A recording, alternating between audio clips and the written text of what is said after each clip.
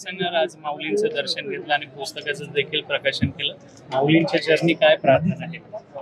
मी स्वतःचं परमभाग्य समजतो की माऊलींच्या सगळ्या चरित्रावर जो अभ्यासक्रम तयार होतोय त्याच्या पहिल्या पुस्तकाचं प्रकाशन इथल्या सगळ्या मंडळींनी माझ्या हस्ते करून घेतलं. त्याच्यामध्ये योगी निरंजनजी होते, आमचे भार्गव देखणेजी होते, ही सगळी मंडळी जी होती त्यांनी माझ्याकडनं ते करून घेतलं. त्याबद्दल मी मनापासून त्यांचे आभार मानतो.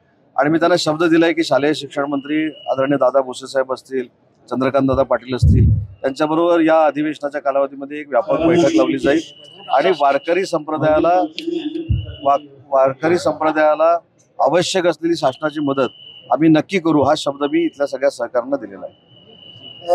जर आपण पाहिलं तर जळगाव सारख्या ठिकाणी मुलींना, राज्यमंत्र्यांच्या मुलीलाही मुलांकडून छेडले गेले, मात्र पोलिसांचा वचक आजही जळगाव असेल किंवा राज्यात इतर ठिकाणी दिसत नाही. अशा पद्धतीचा प्रकार जर घडत असेल तर पोलिसांनी कडक कारवाई केली पाहिजे.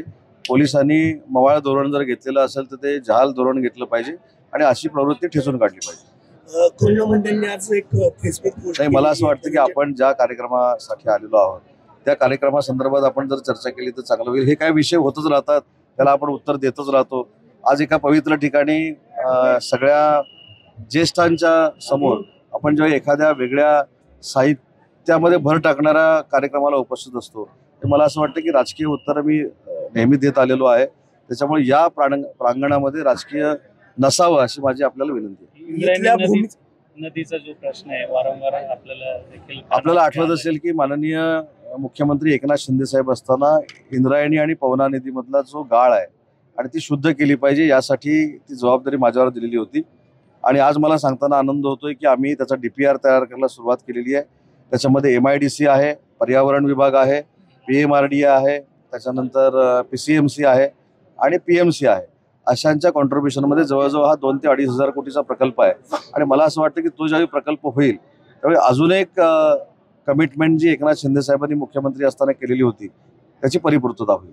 आळंदीमध्ये खरं तर संत ज्ञानेश्वर महाराज संस्थान कमिटीच्या वतीने एक मोठं भवन खरं तर उभं केलं जातंय, मात्र त्याचं उद्घाटन झालंय, त्याचं भूमिपूजन झालंय, मात्र विकास निधीच्या अभावी ते काम करत. एक 2 महत्वाच्या गोष्टी या परिसरातल्या आहेत. माझी आणि इथल्या सगळ्या मंडळींची चर्चा झालेली आहे.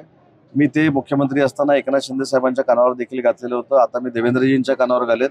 आणि त्या वास्तूसाठीचे पैसे 12 ते 15 कोटी रुपये लागणार आहेत सुरुवातीला, ती देण्याची शासन म्हणून आम्ही नक्की व्यवस्था करू. आणि दुसरा एक प्रोजेक्ट, फार मोठा प्रोजेक्ट आळंदीमध्ये जो होऊ घातलेला आहे त्या संदर्भामध्ये देखील आम्ही शासन म्हणून काय मदत करता येईल यासाठी पुढे जाऊ. ठीक आहे.